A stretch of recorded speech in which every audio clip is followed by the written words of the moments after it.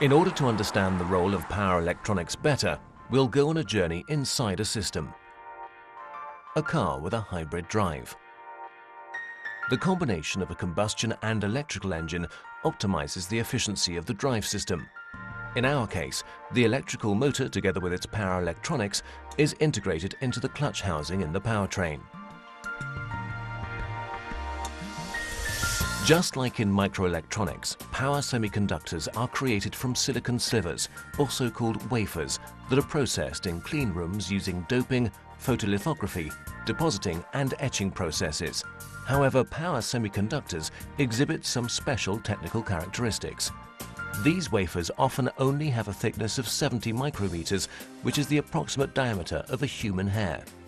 This is very thin and extremely fragile, and handling these plate-sized silicon wafers places high demands on automated production. Due to the fact that monolithic integration of power electronic circuits in a single chip is generally not feasible, hybrid integration with modern packaging and interconnection technologies play an important role. An example is the power modules, which implement the basic circuits of transistors and diodes on an electrically insulating ceramic substrate. New ceramic materials with high thermal conductivities, such as aluminium nitride or silicon nitride, allow the removal of heat from the power semiconductors. With the integration of the necessary control circuit, the sensors and the monitoring circuit, the power electronic basic circuit becomes a smart power module. In order for these modules and subsystems to be more compact, lighter and cost-effective in the future, we make use of so-called 3D integration technologies, particularly for the integration of passive components. Capacitors, inductors and transformers, for example, can be integrated in the layered structure of a printed circuit board. An example is the laptop computer, with its cumbersome external charger, which can be integrated into the computer using efficient power electronics. These developments obviously haven't stopped yet.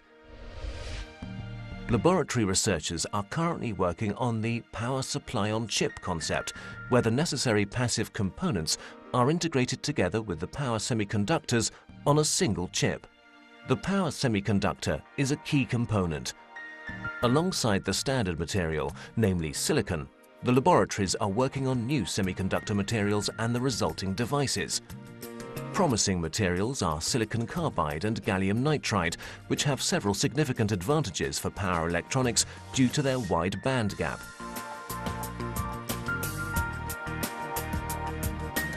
They allow higher operating temperatures, higher switching frequencies, and more efficient switching. In the same way as storage and transistor density is a key metric in the field of microelectronics, power density per volume or per weight is an important figure for power electronics. A specific challenge when increasing the power density is removing the dissipated heat from small volumes. This means that each interface in the system must be optimized with respect to the specific heat transfer resistance. High-performance materials are used, such as aluminium nitride ceramic or metal matrix composite materials with outstanding thermal conductivity and matched thermal expansion. We also use advanced cooling techniques, such as double-sided water cooling of power modules that have been developed for hybrid vehicles.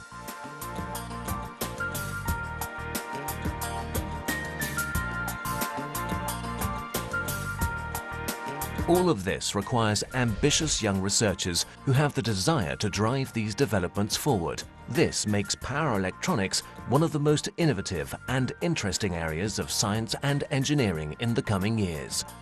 It's a technology for the future and the future of technology.